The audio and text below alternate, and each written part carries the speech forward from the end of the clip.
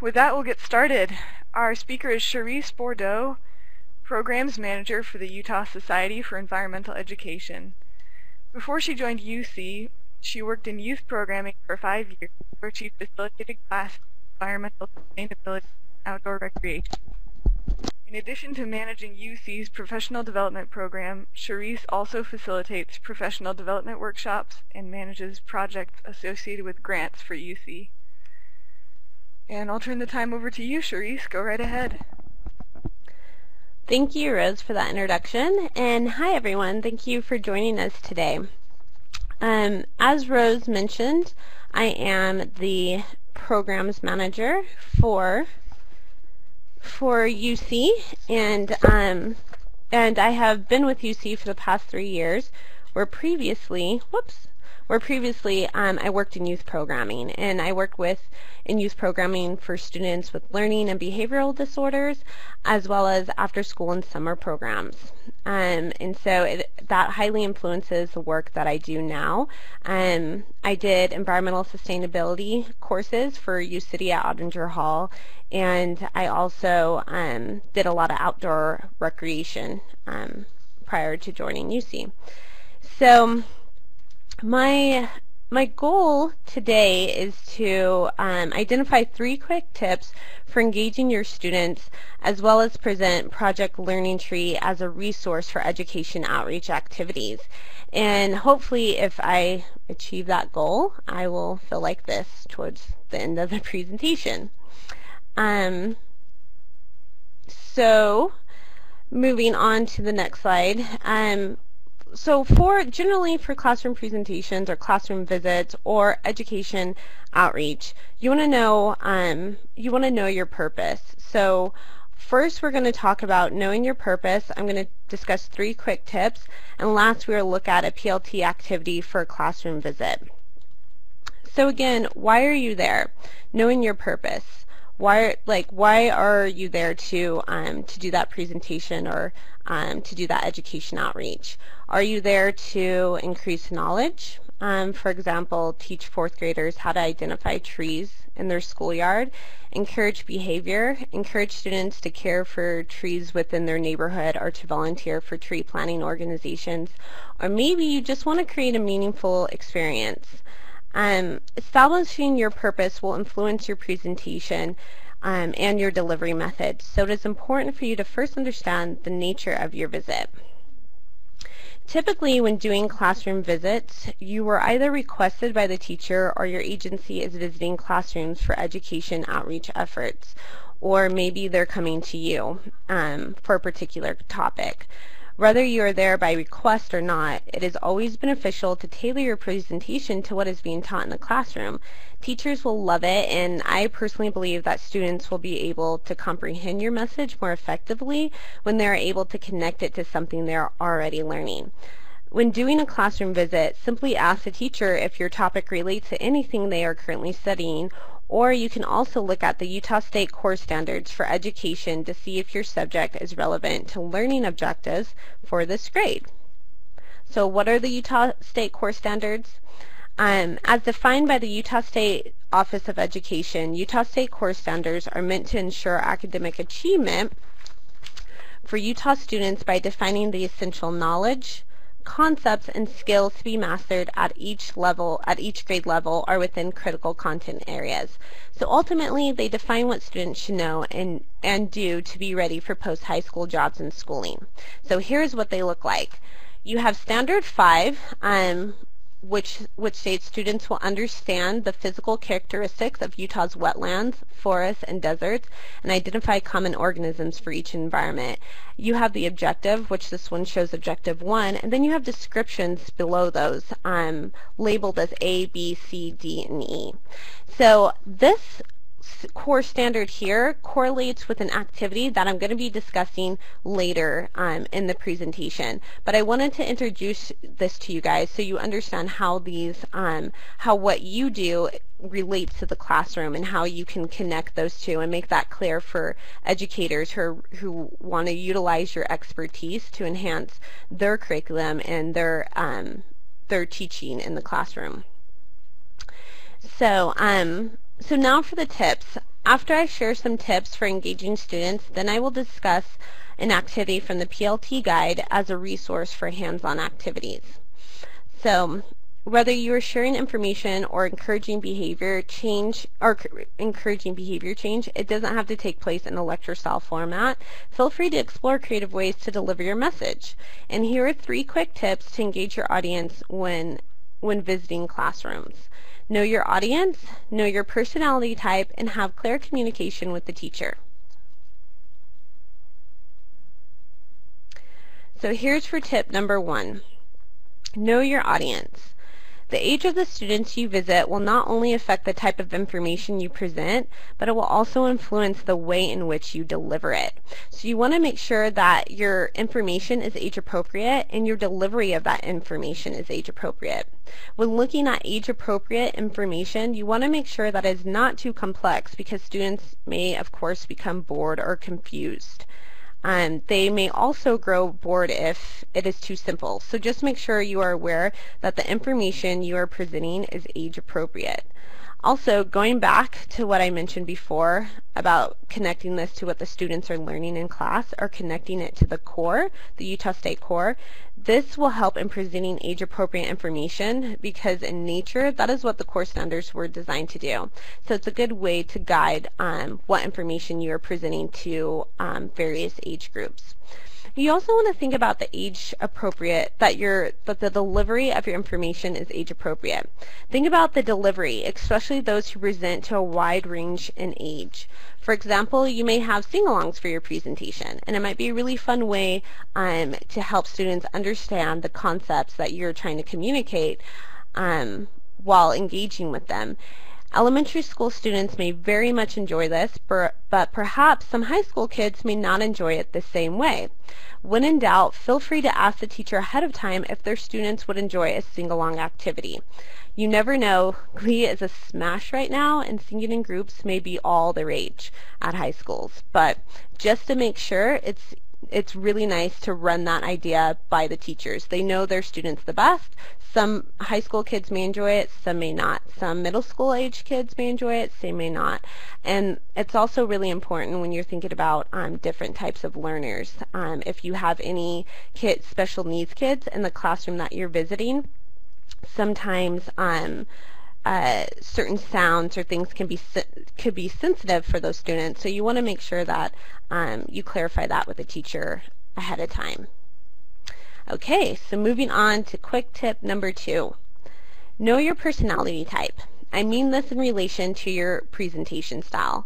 Some people are animated and some people are not. That was Tigger who bounced off the page. There we go. Oh, he's gone. But and some people are not. Some of us may be that person who is great at connecting with the students, making them laugh, and at the same time achieve the purpose of sharing information. But some of us may connect with the students differently. And I'm not saying that one personality type is Eeyore and the other is Tigger. I'm just using those characters as a contrast. But once we recognize our personality types and how they influence our presentation style, we can identify ways to engage the students that is comfortable, natural, and effective for us as an individual, and have fun and still achieve our purpose. So find ways to integrate your personality and individuality into your presentation. It's a great way for the students to connect with you, and if they can connect with you, they are more likely to be engaged. Okay, so now for tip number 3. After tip number 3, we'll look at some hands-on activities to teach a specific topic. So be sure to think about how this activity will not only suit your purpose for education outreach, but how you can make it unique to your presentation style. So communicate with the teacher. Make sure you have communicated your purpose to the teacher and what you need from the teacher to achieve this purpose. For example, my presentation is intended to introduce students to tree identification, and I need time to take the students outside to look at the schoolyard trees. This may help you identify any barriers you may encounter and prevent you from engaging your students. Also, you can also send information about what you're presenting ahead of time to give the students background on the subject. The more familiar they are with what you are talking about, the more engaged they will be.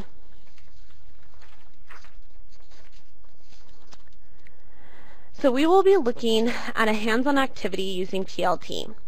So a little bit about PLT. It uses the forest as a window on the world to increase students' understanding of our environment, stimulate students' critical and creative thinking, develop students' ability to make informed decisions on environmental issues, and instill in students the commitment to take responsible action on behalf of the environment. PLT has several curriculum guides, one of which is PLT's activity guide for grades K through 8. The activity we will be looking at comes from this guide.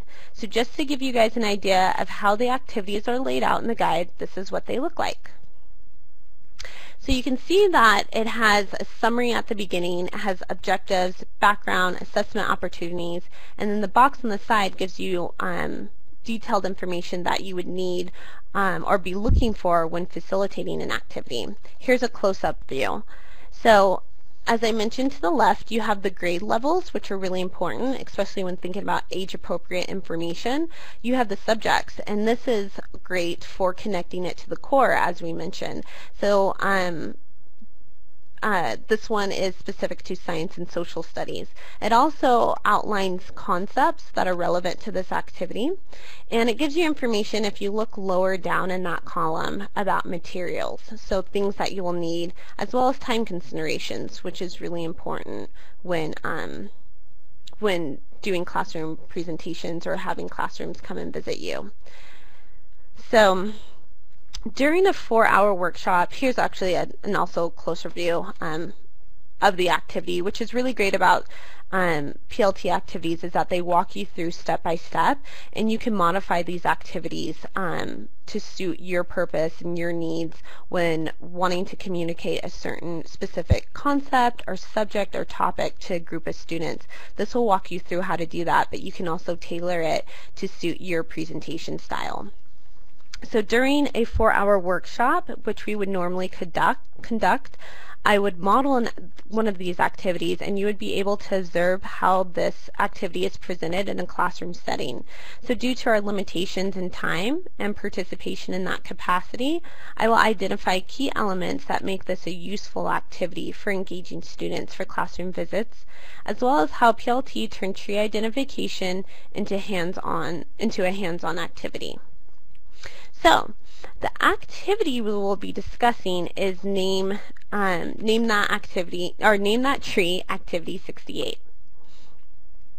So just a summary of it, trees can be identified by looking at several different features: leaves, bark, twigs, flowers, fruits, and seeds. Even the overall shape of a tree can give clues to the tree's identity. In this activity, students will learn more about trees through these identifying features, and then afterward they can play an active game that tests their knowledge of different types of trees. So the objective of this activity is that students will identify several trees using various physical characteristics. If you recall, looking at the core standards, this is one of those indicators that let us know that it's connected to those core standards, or what a teacher would be looking for to fulfill a curriculum need while teaching.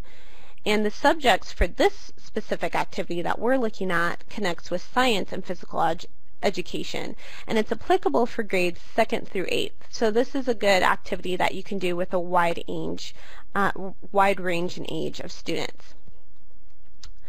So key elements of this activity are inquiry-based, and inquiry-based is mainly involving the learner and leading him or her to understand by using questions. This activity is active, and it's hands-on. So these are key elements for a good activity that you can use to engage students when trying to communicate a specific topic. So I'm going to read the activity as it is listed in the book. As I read the instructions, I want you all to look for each of these key elements I just identified. And remember what we talked about with personality types. Think about how you would present this activity in a way that suits your teaching style. So again, those key elements are inquiry-based, meaning you lead the students with questions to come to the answer. They're active and they're hands-on.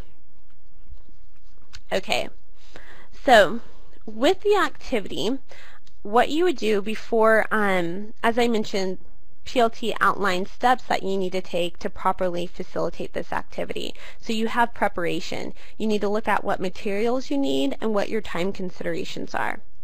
And then for this specific activity, since we're going to be doing tree identification, you want to scope out the vicinity that you're going to be facilitating this activity and make sure you identify at least 7 to 10 trees in that vicinity. And since most of you are arborists or forestry professionals, that's probably going to be a lot easier for you than I. So after identifying the trees, you'll need to create a tree identification sheet for the students to use. And on the second sheet, you create clues. So clues that might describe the tree's bark and the shape of the tree, for example. And then your final preparation would be collecting twigs or small branches from 2 to 4 different trees. The twigs should be long enough to show several leaves. If possible, use twigs that have already fallen to the ground or have been pruned. But try to collect twigs from both needle and broadleaf trees. So, in doing the activity, you're going to start off again with that inquiry base. Ask students what characteristics they might use to identify trees. As they give their ideas, ask how they could use these characteristics to identify trees. If you have a board, record the students' answers on the board, or you can just reference them as you go about. Next, you're going to hold up the branch you collected earlier or pass them around. Have students examine and compare them. Can students suggest any other ways they might be able to tell the trees apart? So you're engaging with the students as well with these questions. Next, you're going to use background information. As I mentioned in the previous slide, these activities give you background information to help you facilitate this activity. So you're going to give background information to discuss ways people identify trees. Be sure to go over leaf characteristics such as leaf bases, tips, leaf margins, edges, simple and compound leaves, etc. And then next you want to divide the group into teams of 2 or 3 and give each student a copy of both sheets that I mentioned earlier for them to participate in the activity. Tell teams that they will use trees on the school property to match the drawings and names on sheet 1 with the tree descriptions on sheet 2. Explain that first the students must find a tree whose leaves match the leaves on sheet 1. Then by examining the tree closely and comparing their observations with the clues on sheet 2, they should be able to find a match. As they match tree characteristics with tree leaves and names, they should write the tree's names on the line below the clues. Invite students outside and let them get to work. And then of course it has some things that you want to give the students ahead of time, like setting perimeters depending on what environment you are facilitating this activity. And then when you go back inside, go over the sheets as a group, which team made the most correct identifications. So that's one variation of the activity that you could do with the students. The next is a little bit more active, and they call this activity a leaf hunt relay. So as I read through these activities, don't be concerned in recording all the steps that I'm giving you. This is just to give you an idea of how you could use a PLT activity and transform that, translate that in a way that you can utilize that as a tool and resource in the classroom for a classroom visit. So divide the group into teams and have each team collect 3 leaves from each of the trees identified in Part A. Take the students to an open area and explain that they will have a relay race. Line them up in their teams and place each team's leaf pile a set distance in front of each team. Tell the students that you're going to call out the name of a tree, and then you say go. After the signal to go, the first student in each team should run to the pile of leaves, find the leaf that comes from the tree you named, and hold it up. Each team gets 1 point for each leaf correctly identified. The team with the most points wins. So after each round, put the leaves back in the piles and ask the players to go to the end of their team's line. So that activity is within time considerations. It could be 60 minutes to a half an hour, depending on what modifications that you've had, and it had all three of the key elements. We were teaching the students about tree identification, but we were engaging them by asking them questions and having a dialogue with them. It was also hands-on because we were giving them branches and trees to hold as we were discussing how to properly identify trees.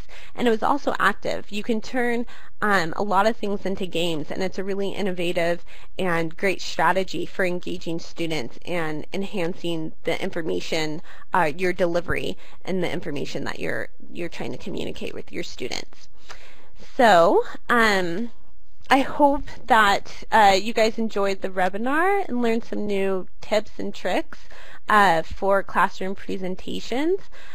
We have, as far as some of our resources go, we have upcoming workshops that dive into these in more depth with best practices for teaching or doing environmental education and engaging students when doing classroom presentations or when classrooms are coming to visit your facility. Tree Utah also does these workshops for forestry professionals and resource managers.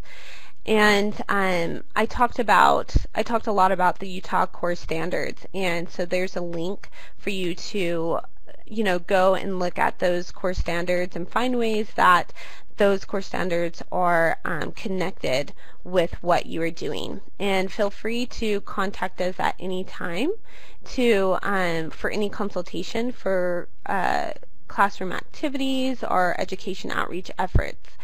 And I also want to open this up for questions, for any questions or things that you guys want to ask me in terms of maybe your challenges and barriers in engaging students for classroom visits, or just generally any questions about environmental education. Thank you. All right, Charice, thank you for that presentation. So for those of you who are in attendance, go ahead and type any questions you have for Charice into the chat pod, and I'll act as a moderator. We've got one question for you, Charice. How do people get involved with Project Learning Tree, and can they have access to a few activities? So to get involved with the Project Learning Tree activities, you have to take a workshop. The guide is pretty extensive, and so they like to show people how to go over those activities. I modeled or discussed how you can read the activities in the book, but the book has a lot of great appendices and indices to show you how to connect this to other subjects, interdisciplinary subjects, as well as best practices in environmental education. So that's all incorporated in the workshop. But as far as just getting activities to do education outreach, USEE has many activities and ideas and resources that you can use if you're looking to enhance your education outreach efforts, and we would be more than happy to give consultation on that. But to get a workshop for PLT, all they have to do is look on our website to see when workshops are available, or contact us directly and we could do a workshop for you at your organization or for your staff members. We've got a question here. Can you provide more information on where we can obtain age-appropriate information? Yeah, so age-appropriate information, I can send some links, but if you generally look for cognitive development for a specific age group, you can find where students are at cognitively. So not as far as like the Utah core standards can give you information as far as what subjects to discuss at a certain age, but if you want to understand where they are at cognitively and what they're able to maybe like their attention span, and for cognitive development you can look on some child resource sites and UEN as well. We've got another question here from a Project Learning Tree veteran. Vern says he's been through the PLT training 20 years ago but no longer has a guide. How can he acquire one? We have guides at our office, so you can just give us a call or send us an email, and you can order one, and we can set you up with a guide. And it's great to see somebody who's been in PLT 20 years ago. That's really exciting. It's only been 3 years for me. Great. And Meredith has a comment. She says that UC has partnered with Tree Utah to offer some PLT workshops specifically tailored to resource professionals. So that would be you who are in attendance.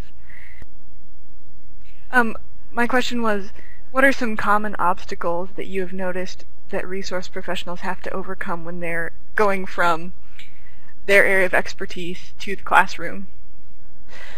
Some common obstacles. Well, I'm not a resource professional, and I haven't worked with resource professionals specifically for education outreach. But I think generally when doing classroom visits, it's a struggle to translate this complex information in a way that is suitable for elementary school kids or even high school kids. And generally if you don't work with students on an everyday basis, it's hard to find creative ways to engage them and capture their attention consistently. As I mentioned earlier in the presentation, you have to know your purpose. If your purpose is intended to increase knowledge, then you're going to have to change your presentation style if you really want the students to walk away with, this is how you identify trees, and this is this is how you plant a tree, step A, B, and C.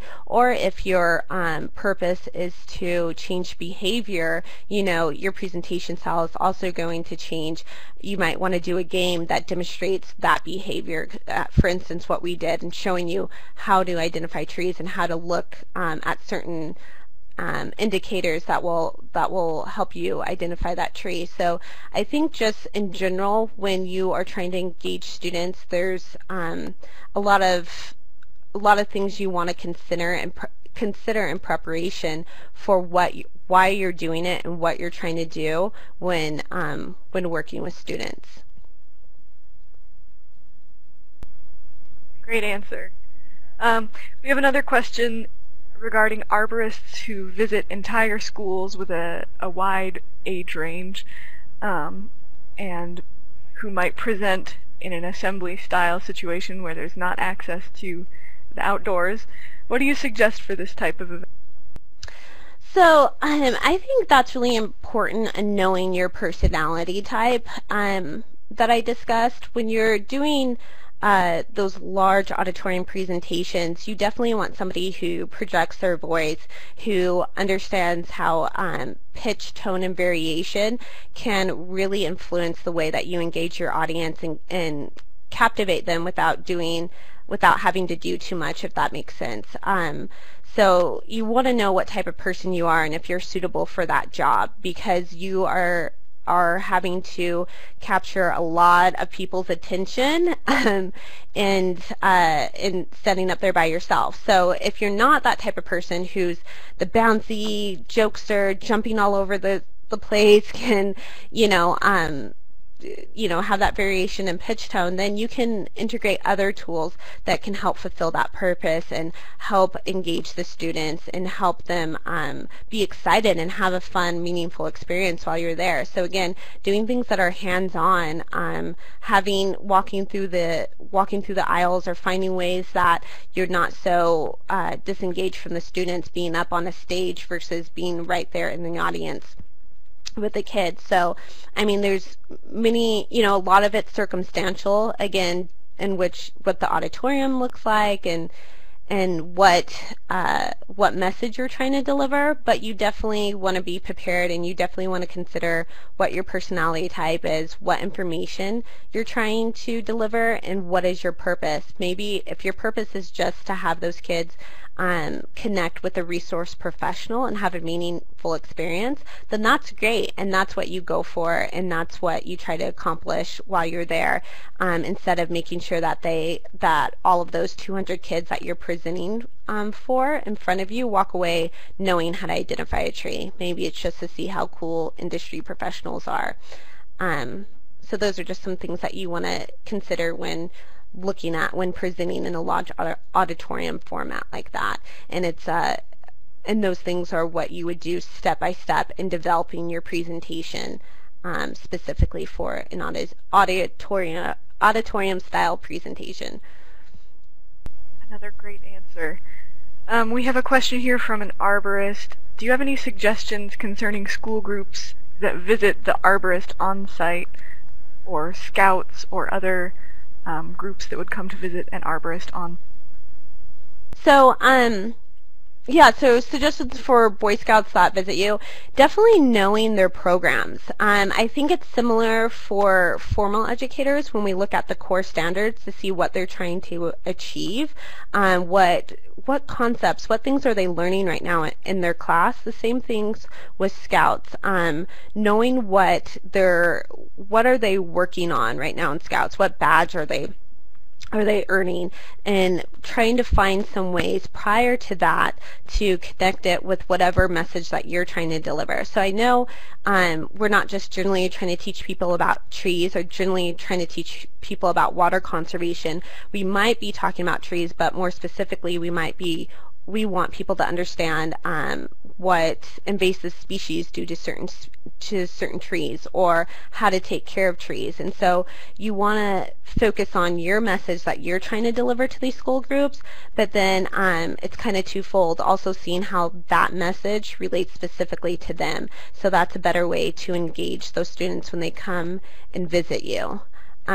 Also, a lot of times with those presentations, it's one-time presentations, right? It's you're just seeing those kids coming in and out, so you want to find ways to connect with them. And when I used to, I was a naturalist guide for the Nature Conservancy, and we just have school groups coming in and out, almost every day when we would do those guides. And so I like to do introductory activities with the kids, or icebreaker activities with the kids, to get to know their names and for them to get a sense of my personality type and what type of person I am as I am guiding them through this experience. We have another question about hands-on activities and tangible things for educating kids. Does UC offer toolkits or other stuff that people can check out for their presentations? We don't have such like toolkits, but we have things like tree cookies. We have like reading materials that connect to a wide range of educational environmental educational concepts and topics. But most importantly is that UC is a member organization, and we have institutional members, just a variety of institutional members with every environmental education entity in the state of Utah. And so we can connect you with those individuals who do have toolkits. Like the Hogle Zoo has great wildlife resource toolkits and materials that you can use. The Bear River Migratory Bird Refuge has toolkits for you to check out. And so we can, if you shoot us an email with what specifically you're looking for, we can give you a variety of contacts that you can obtain those types of toolkits to enhance your presentations, because it is great to have those hands-on activities. And I always suggest never reinventing the wheel, because there are so many great environmental education organizations here who have created things like that. I would say with certainty you'd be able to find something specifically for what you're looking for. So yeah, give us a call or shoot us an email and we can connect you with that. Oh, it looks like we have another question. What are some of your favorite tree activities for kids? Oh, I did the Name That Tree activity because I did like all of those aspects. I feel like when you're doing classroom presentations, or when you're doing education outreach in general, whether the classes are coming to you or you're going to them, you're not the classroom, you're not the teacher, and you have an opportunity to be the fun person. Not saying that teachers aren't fun or teaching in classroom's not fun, but it's something that they experience every day. So this is something to do, the opportunity to do something out of the box. And so that's what I like the name that tree activity, is because it's active. It gets kids out of the classroom. It gets them moving around, and it also is a great way to have them walking away with something new that they learned. My other favorite activity, though, is We All Need Trees. And that's another PLT activity. And what that does is it demonstrates how almost everything we use comes from trees. And it's another great hands-on, tactile type of activity where really quickly, what you could do is simplify this activity to lay out 3 objects: rubber gloves, a t-shirt made out of rayon, and then carpet. And then you ask the students if those come from trees, and some might say yes, this part does, or no, it doesn't. But you get to engage in a conversation and dialogue about what parts of the trees those specific materials come from, and then you can relate it to a bigger picture of how much of the things that we use every day comes from trees. And so I think that's a great activity because, again, it's hands-on, but it also builds on a larger picture of how we're dependent on resources in our everyday life. Who is the Project Learning Tree Coordinator in Utah now, and what agency or organization hosts them? That's a good question. It's the Utah Society for Environmental Education, who I work for, and Andrea Walker-Bravo and myself are the PLT coordinators. I'm sorry, I did forget to mention one thing too. So for support for that program does come from Forestry, Fire, and State Lands. So they've been a major supporter of that program and who's been able to support that program throughout the years, where we are able, around times like the Arbor Day, to offer free workshops to teachers. Very good. All right, well, thank you again.